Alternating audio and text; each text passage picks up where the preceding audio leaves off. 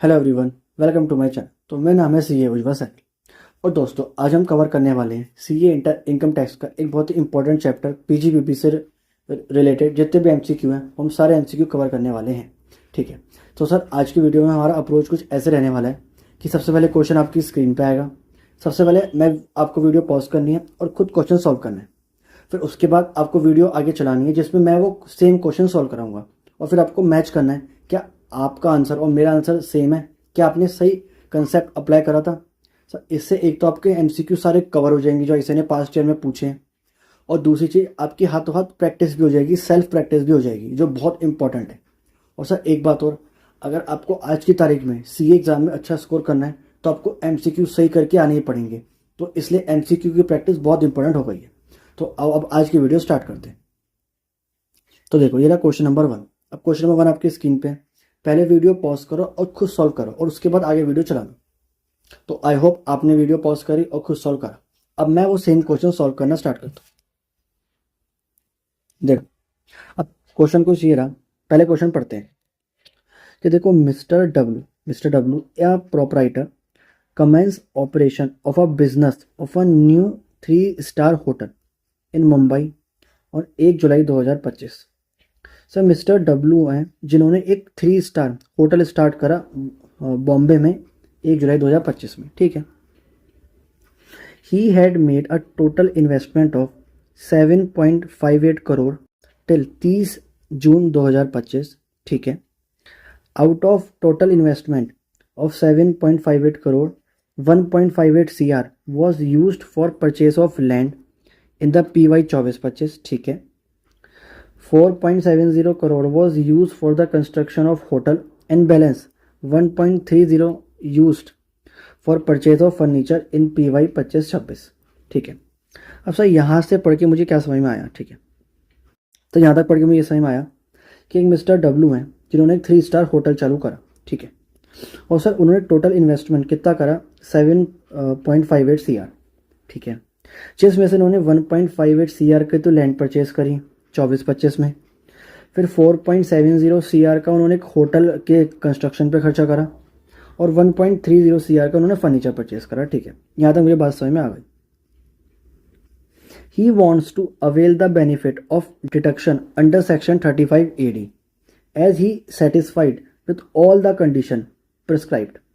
अब सर अगर आपको याद हो 35 AD सेक्शन आता है पीजीपी में जो कुछ स्पेसिफाइड बिजनेस की बात करता है। सर 14 बिजनेस है वहाँ पे, और सर इन 14 बिजनेस के केस में जब आप पीजीबीबी की इनकम निकालते हो तो नॉर्मली आपको जो रिवेन्यू एक्सपेंडिचर है वो तो अलाउड होता ही है, पर साथ में इन 14 बिजनेस में आपको कैपिटल एक्सपेंडिचर भी 100% अलाउड हो जाता है। पर इन कैपिटल एक्सपेंडिचर में सिर्फ 3 अलाउड नहीं होते हैं। सर पहला एक तो गुडविल, दूसरा फाइनेंशियल इंस्ट्रूमेंट और तीसरा लैंड। ठीक है, अब सर वो पूछ रहा है कि बताओ मुझे 35 AD में कितनी डिडक्शन मिलेगी। ठीक है, his profit and gain from business during PY 25-26 is 50 lakh before claiming deduction under section 35 AD। He wants to file the income tax return on 12/12/2026। How much deduction does mister W can claim. तो mister W कितनी deduction claim कर सकते हैं और कितने loss वो carry forward कर सकते हैं। ठीक है, तो 2 चीज़ें पूछी। क्या पहली बात तो वो कितनी डिडक्शन क्लेम करेंगे 35 AD की और कितना लॉस वो कैरी फॉरवर्ड करेंगे, और वो रिटर्न कब फाइल करेंगे 12 दिसंबर 2026 को, मतलब लेट फाइल करेंगे क्योंकि 25-26 की ड्यू डेट या तो होती है 31 जुलाई या 31 अक्टूबर, और वो फाइल कर रहे हैं 12 दिसंबर, मतलब रिटर्न लेट फाइल करेंगे। ठीक है, अब सर मैं क्वेश्चन सॉल्व करना शुरू करता हूँ। सर मुझे पता है उनका बिजनेस इनकम कितनी है 50 लाख 35 की डिडक्शन क्लेम करने से पहले, और 35 के अंदर मैंने पढ़ा कि 14 बिजनेस के केस में मुझे रिवेन्यू एक्सपेंडिचर तो अलाउड होगा ही होगा, साथ में कैपिटल एक्सपेंडिचर भी अलाउड होगा। ठीक है, अब सर रिवेन्यू एक्सपेंडिचर कोई बात नहीं की तो मान के चलता हूँ ऑलरेडी इस 50 लाख में से माइनस हो गए। मुझे सिर्फ ये चीज़ चेक करनी है क्या ये जो मैंने 3 कैपिटल एक्सपेंडिचर करे क्या मैं वो भी यहाँ से माइनस कर सकता हूँ या नहीं। सर देखो नॉर्मल 35 AD के केस में माइनस कर सकते हो, पर 3 एसेट छोड़ के, कौन सा, लैंड, गुडविल और फाइनेंशियल इंस्ट्रूमेंट। ठीक है, अब सर देखो मैंने 1.58 करोड़ यूज़ करा लैंड परचेज करने में। अब सर मैंने क्या करा, लैंड परचेज करने के लिए करा, तो आपको इसकी कोई डिडक्शन नहीं मिलेगी अंडर 35 AD। मतलब ये तो मैं 50 लाख में से माइनस नहीं कर सकता, ठीक है। 4.70 CR मैंने यूज़ करा होटल के कंस्ट्रक्शन में, क्या यूज़ कर सकता हूँ? क्या उन 3 में कवर हो रहा है? ना ये लैंड है, ना गुडविल है, ना फाइनेंशियल इंस्ट्रूमेंट है, मतलब माइनस कर सकते हो। तो सही है, माइनस कर सकता हूँ। और वन, तो मैंने यही कहा कि डिडक्शन अलाउड अंडर 3580। और सर जो ये 1.30 CR है, ये तो फर्नीचर परचेज करा, सर ये भी माइनस कर सकते हो, कोई दिक्कत नहीं।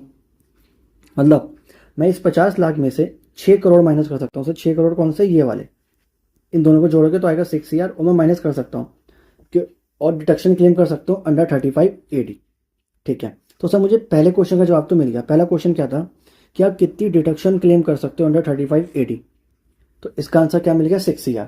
पर इसमें एक चीज़ और पूछिए, क्या कि कितना लॉस कैरी फॉरवर्ड होगा। सर देखो, मेरा वैसे नेट लॉस कितना आया? 5.5 CR। क्या पूरा मैं ये कैरी फॉरवर्ड कर सकता हूँ? याद याद करो, carry forward and set of. Sir normal case में तो पीजीबीपी का लॉस आप कैरी फॉरवर्ड से आगे आप कैरी फॉरवर्ड कर सकते हो, चाहे स्पेसिफाइड बिजनेस का भी हो। पर वहाँ पे कंडीशन आती है, क्या अगर आपको याद हो कि जब भी आपका लॉस होता है, तो जब भी आपका लॉस होता है और आपको उस लॉस को अगले साल लेके आना है, कैरी फॉरवर्ड करना है, तो आपको जिस साल लॉस हुआ उस साल की रिटर्न टाइम पे फाइल करनी होती है। अगर आपको लॉस होता है under PGBP, speculative business, specified business, capital gain, या फिर ओइंग एंड मेंटेनिंग हॉर्सेस में से इन 5 एक्टिविटी में अगर आपको लॉस है और आपको लॉस को अगले साल लेके जाना है, तो आपको उस साल की रिटर्न टाइम पे फाइल करनी पड़ेगी। क्या हमने रिटर्न टाइम पे फाइल करी? तो मैंने यही कहा, देखो रिटर्न ऑफ इनकम फाइल कब करी? देखो आप इस लॉस को कैरी फॉरवर्ड कर सकते हो, यस, पर कंडीशन क्या है कि आपको रिटर्न ऑफ इनकम फाइल करनी पड़ती है अप टू ड्यू डेट। और सर ड्यू डेट क्या होगी? अगर ऑडिट नहीं होगा तो 31 जुलाई, ऑडिट हो रहा है तो 31 अक्टूबर। और हमने कब फाइल करी है? 12 दिसंबर में, तो बिल्कुल ही लेट फाइल करिए। मतलब मैं इस लॉस को कैरी फॉरवर्ड नहीं कर सकता, नो कैरी फॉरवर्ड। और रीज़न क्या है? क्योंकि मैंने रिटर्न लेट फाइल करी है। तो अब देखते हैं ये वाला ऑप्शन कौन सा है। पहला, डिडक्शन कितनी मिलेगी? 6 CR। तो देखो 6 CR वाला कौन सा ऑप्शन है? ये तो नहीं है, ये भी नहीं है। सर ये 2 ऑप्शन है, यहाँ पे 6 CR की बात है। अब दूसरा आंसर मैच करते हैं। मैं लॉस कैरी फॉरवर्ड नहीं कर सकता। सर इसमें क्या लिखा है? Claim deduction of 6 CR and can carry forward. ये कह रहे कैरी फॉरवर्ड कर सकते हो, और ऑप्शन सी कह रहा है कैरी फॉरवर्ड नहीं कर सकते। तो सही ऑप्शन कौन सा होगा? Option C. आई होप आपको इस पूरा एमसीक्यू समझ में आ गया हो। तो देखो 3580 के कॉन्सेप्ट था, अच्छा एमसीक्यू था। एक बार नहीं समझ में आया तो खुद दोबारा प्रैक्टिस करना, वीडियो दोबारा देखना, समझ में आएगा। अच्छा क्वेश्चन है, ठीक है। अब चलते हैं सर क्वेश्चन नंबर 2 की तरफ। देखो क्वेश्चन आपकी स्क्रीन पे, वीडियो पॉज करो, पहले खुद सॉल्व करो और उसके बाद आगे वीडियो चलाना और मेरे आंसर से अपना आंसर मैच करना। तो आई होप आपने वीडियो पॉज करी है, आपने और खुद सॉल्व कर लिया, ठीक है। अब मैं क्वेश्चन सॉल्व करना स्टार्ट करता हूँ। देखो, mister A engage in the retail trading of toys. एक मिस्टर ए है जो रिटेल ट्रेडिंग करते हैं, टॉयज की ट्रेडिंग करते हैं, टॉयज की। Had acquire a motor vehicle, वो एक मोटर व्हीकल परचेज करके लाए, motor vehicle A for 4 lakh on 20 अगस्त 2023, ठीक है।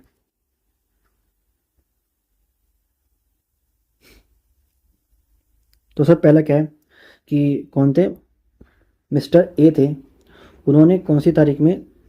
20 अगस्त 2023 में एक व्हीकल खरीद के लाए ए, ठीक है, मैंने नोट कर लिया।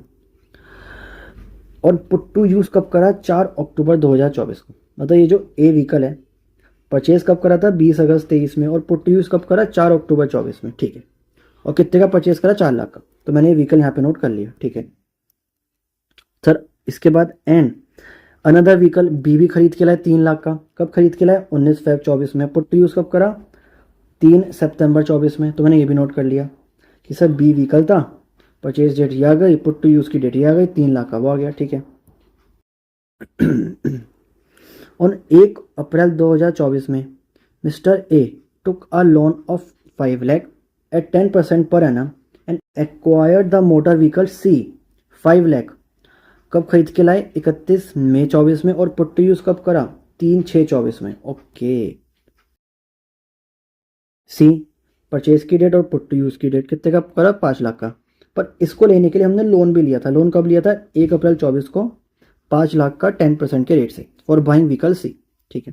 देखो जब भी आपको एग्जाम में एमसीक्यू के अंदर ऐसे बैक टू बैक देखी, ये व्हीकल परचेज करा, ये करा, वो करा, तो सबसे बेटर ये है कि आप वहाँ पे एक छोटी सी टेबल ड्रॉ कर लो, जैसे मैंने करी है।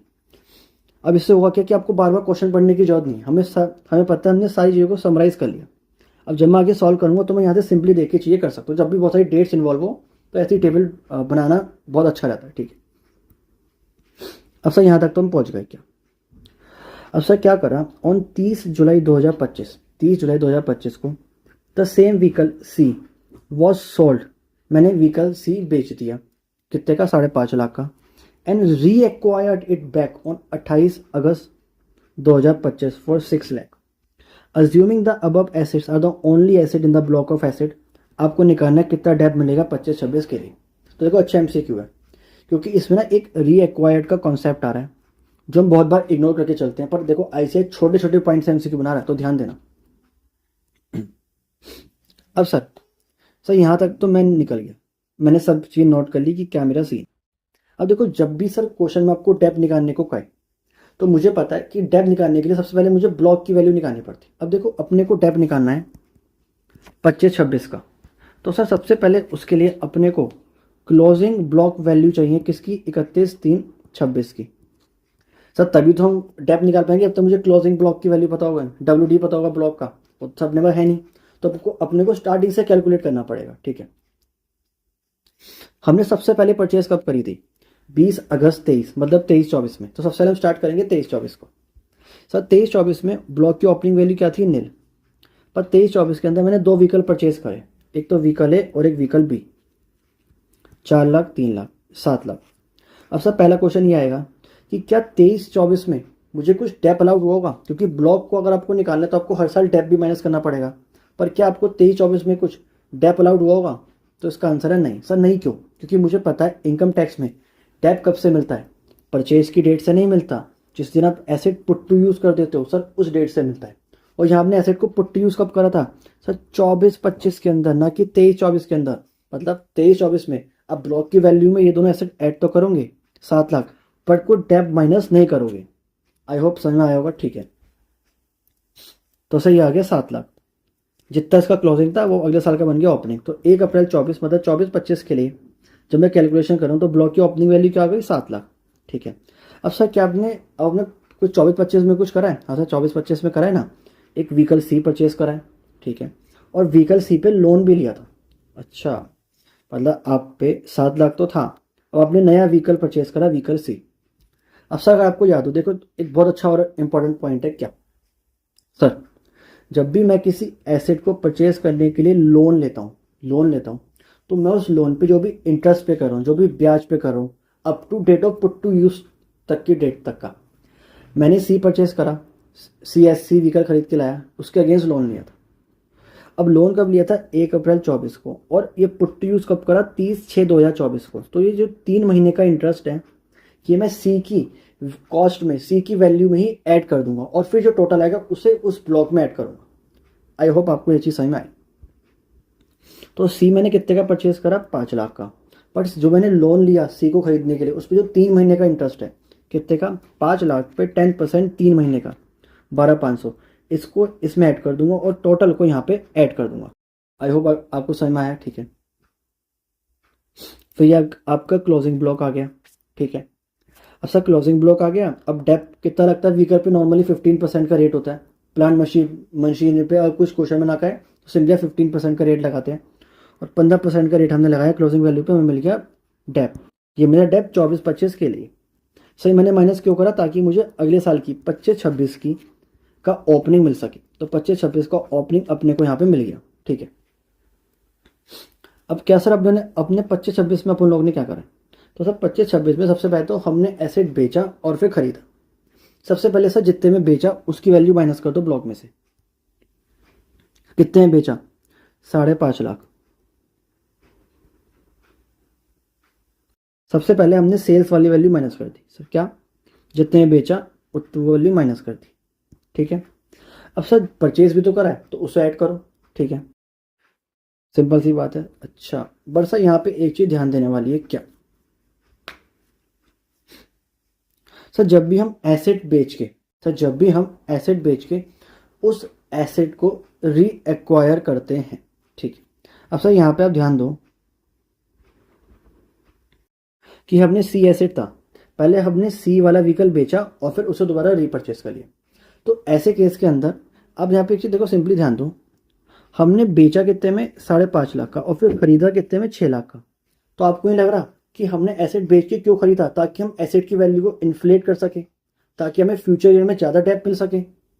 कायदे से हमने एसेट बेचा और दोबारा ले लिया ज़्यादा पैसों में दिखा के, तो ये इनकम टैक्स एक्ट कहते हैं ये चीज़ गलत है। अगर आप कोई एसेट बेच के उसे रीएक्वायर करते हो तो ऐसे केस के अंदर जब उसे दोबारा ब्लॉक में ऐड करोगे ना, तो जितने में खरीदा है उतने में ऐड मत करना। सिंपली आप पहले कंपेयर करो कि जब आपने बेचा तो उस एसेट की ब्लॉक वैल्यू क्या थी, उसे कंपेयर करो आपने कितने में परचेज करा, और जो दोनों में लोअर है उसे हम ब्लॉक में ऐड करके चलें। सर हमने परचेज कितने में करा? 6 लाख, ये तो गिवन है। यहाँ पे देखो कि हमने रीएक्वायर कितना करा? 6 लाख का। अब सर सेल्स के टाइम पे ब्लॉक वैल्यू कितनी थी, ये कैसे निकालें? तो देखो हमने सी परचेज कब करा था? हमने सी परचेज करा था 24-25 में। अब सर इसकी ब्लॉक वैल्यू निकालने के लिए आपको इससे टैप माइनस करना पड़ेगा। तो देखो जब इस पूरी अमाउंट पे 15% माइनस हुआ है तो सिंपली इस पर भी 15% माइनस ही होगा। सी हुई है, सी की वैल्यू है, तो सी की वैल्यू ओरिजिनल वैल्यू कितनी थी? 5/12/500। 15% टैप माइनस करा, ये कौन सा है? 24-25 का, और मुझे मिल गया ओपनिंग ब्लॉक एज कब? 25-26 में। तो सेल्स के टाइम पे बुक वैल्यू कितनी थी? सी की इतनी, सेल्स और रीएक्वायर प्राइस कितना था? इतना, दोनों में कम क्या आया? ऊपर वाला। तो फिर हम ये वाली वैल्यू को ब्लॉक में ऐड करके चलेंगे। देखो अच्छा पॉइंट था रीएक्वायर वाला, नहीं समझ में आया दोबारा वीडियो देखना, खुद सॉल्व करना, तो आई थिंक समझ में आ जाएगा। ठीक है, अब सर ओपनिंग ब्लॉक है, परचेज है, सेल्स है, तीनों को सॉल्व करो, आपको आ जाएगी क्लोजिंग वैल्यू, और फिर इस पर सिंपली हम लगा देंगे 15% के रेट, हमें मिल जाएगा टोटल टैप 25-26 के लिए।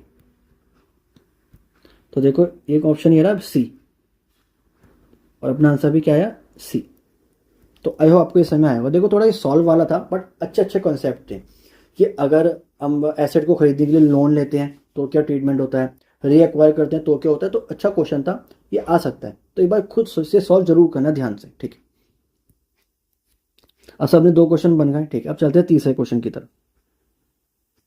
अब सर तीसरा क्वेश्चन क्या है? देखो क्वेश्चन आपकी स्क्रीन पे है, पहले वीडियो पॉज करो और पहले खुद पढ़ना, खुद सॉल्व करने की कोशिश करना, और उसके बाद मेरा आगे वीडियो चलाना। ठीक है, तो आई होप आपने पॉज कर लिया, खुद सॉल्व कर लिया। अब मैं क्वेश्चन को सॉल्व करना स्टार्ट करता हूँ। मिस्टर सी, जिनकी एज है 35 years, is a working partner. वो एक वर्किंग पार्टनर है मैसर्स BCD में, एक पार्टनरशिप फर्म है। ठीक है, with equal profit sharing ratio. ठीक है, during the PY 25-26 the firm has paid remuneration to Mr. B, C and Mr. D being the working partners of the firm of 2 lakh each। मतलब sir mister सी हैं जो एक partnership firm है, और उन सी के साथ B और D भी उस पार्टनरशिप फर्म में, 3 पार्टनर है फर्म में, और तीनों का प्रॉफिट शेयरिंग रेशियो का इक्वल।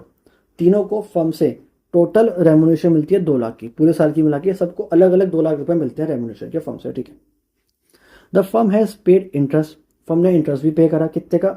1,20,000 इन टोटल सबको मिला के, to the all 3 partners, and the same is within the prescribe limit of 12%।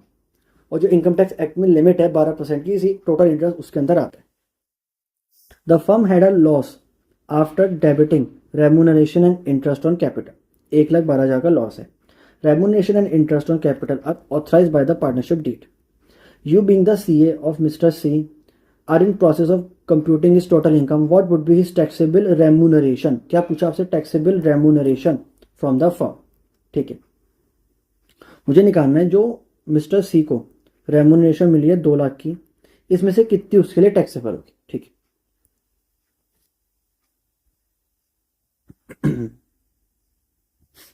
अब सर अब एक सिंपली लॉजिक समझो, अभी पार्टनरशिप का क्वेश्चन है। अब सिंपली एक रूल याद करना, क्या?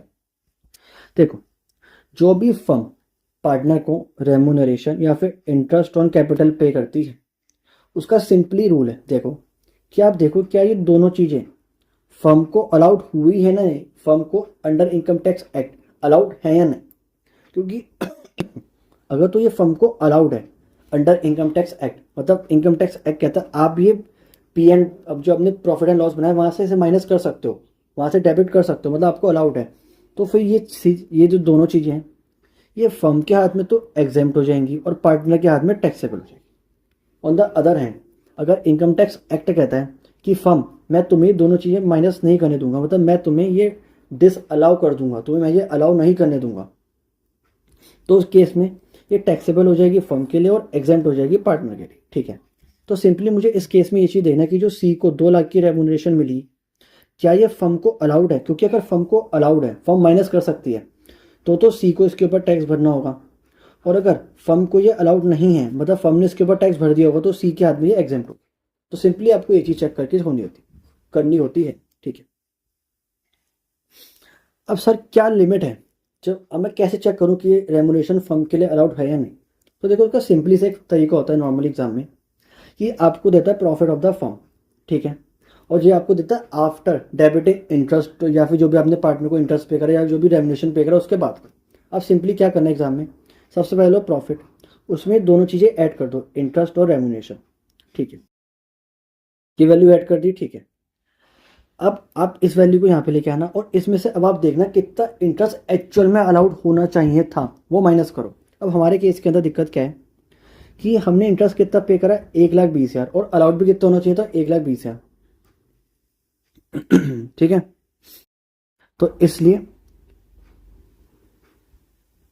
सबसे पहले मैंने लिया प्रॉफिट, सबसे पहले मैंने प्लस करा इंटरेस्ट और रेमुनेशन कितनी पे है, 1,20,000 टोटल थी और 6 लाख, क्योंकि तीन पार्टनर था, तीनों को 3-3 लाख 2 लाख पे करेंगे, तो 2 लाख इंटू 3 आएगा 6 lakh.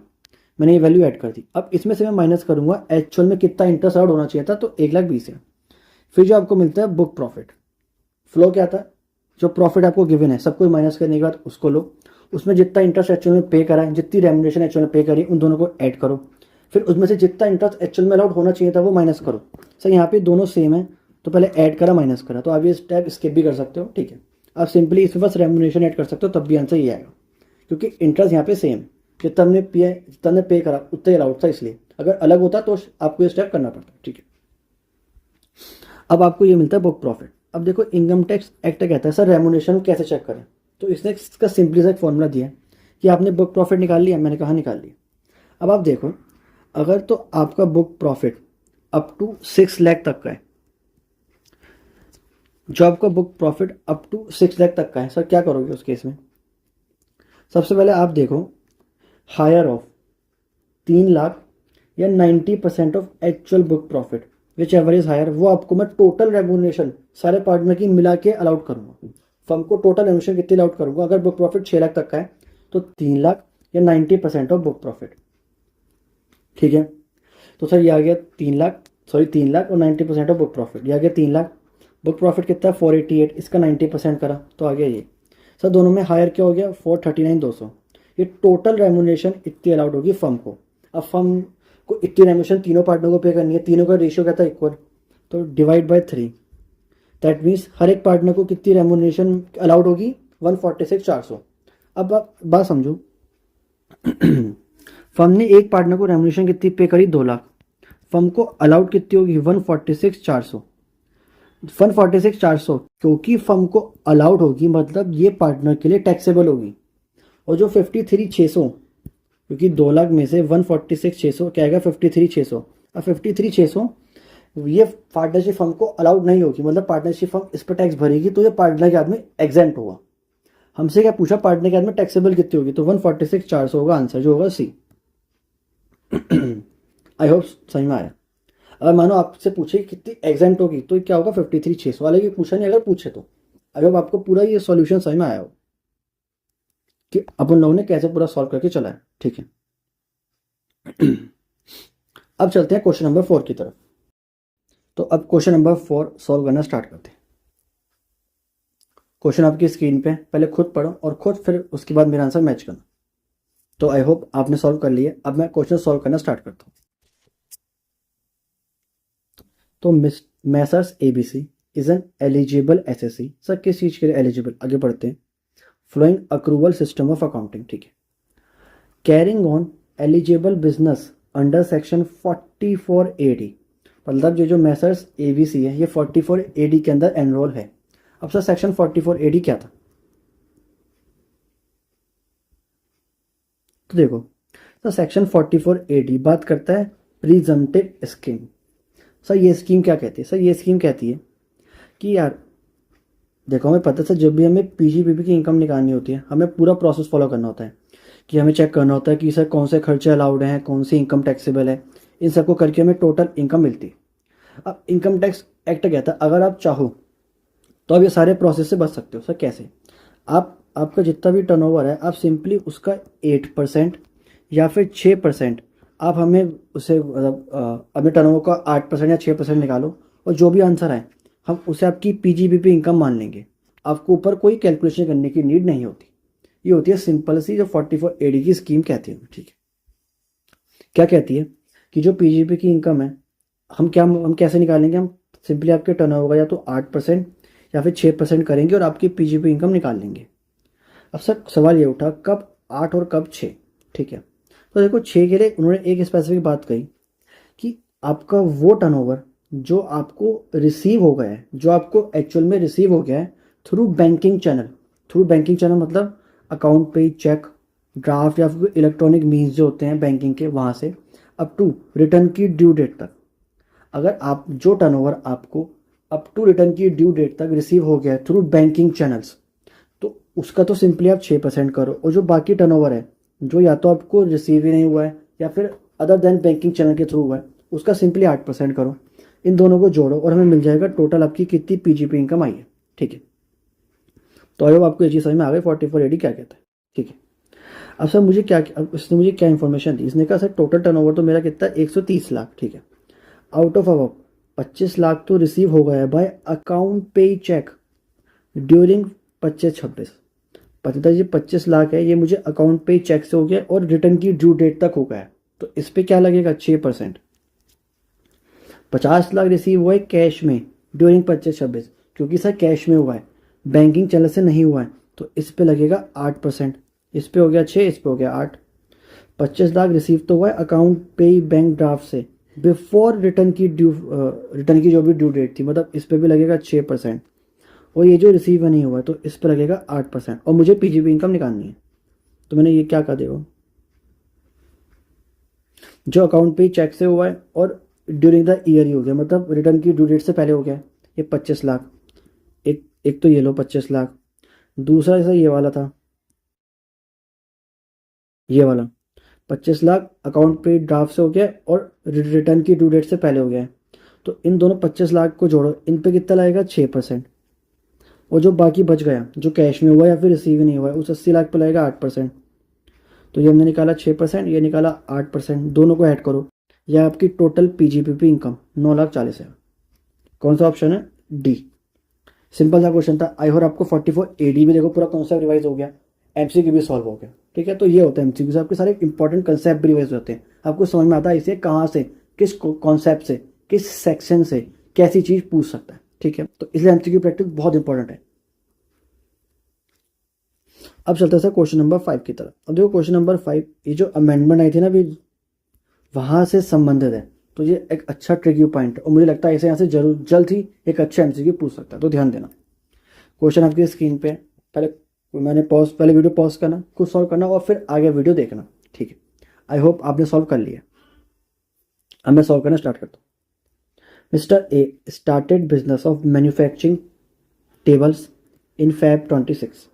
He follow accrual system of accounting. He purchased wood from A, B, C and the detail of purchase and payment are as follows. A जो एक माइक्रो एंटरप्राइज थी, B स्मॉल और C मीडियम। ये date of purchase आ गई, ये purchase की amount आ गई, ये पेमेंट का एग्रीमेंट की जानकारी आ गई, ये डेट ऑफ पेमेंट आ गई। मुझे बताना है इसको कितनी डिडक्शन मिलेगी। ठीक है, तो अगर आपको पता हो एक पीजी में एक सेक्शन होता है 43B, वहाँ पे एक नया क्लॉज एक्ट हुआ है। क्या वो क्लॉज क्या कहता है कि अगर आपको कोई अमाउंट, कोई पेमेंट ड्यू है किसको? माइक्रो एंड स्मॉल एंटरप्राइज को। मीडियम कवर नहीं है, सिर्फ माइक्रो एंड स्मॉल एंटरप्राइज को। तो वो जो अमाउंट है मैं आपको तभी अलाउड करूँगा अंडर पीजीवीपी अगर वो अमाउंट आप पे कर दोगे अप टू एग्रीमेंट डेट तक। अगर आपके बीच कोई एग्रीमेंट हुआ था तो उसमें जो भी ड्यू डेट है पेमेंट की वहाँ तक पे कर दो। और ये चीज़ ध्यान देना, एग्रीमेंट के केस में मैक्सिमम डेज 45 ही हो सकते हैं। हो सकता है आपने एग्रीमेंट कराओ और उसमें आपने 100 दिन डाल दिए, वो हमें नहीं पता।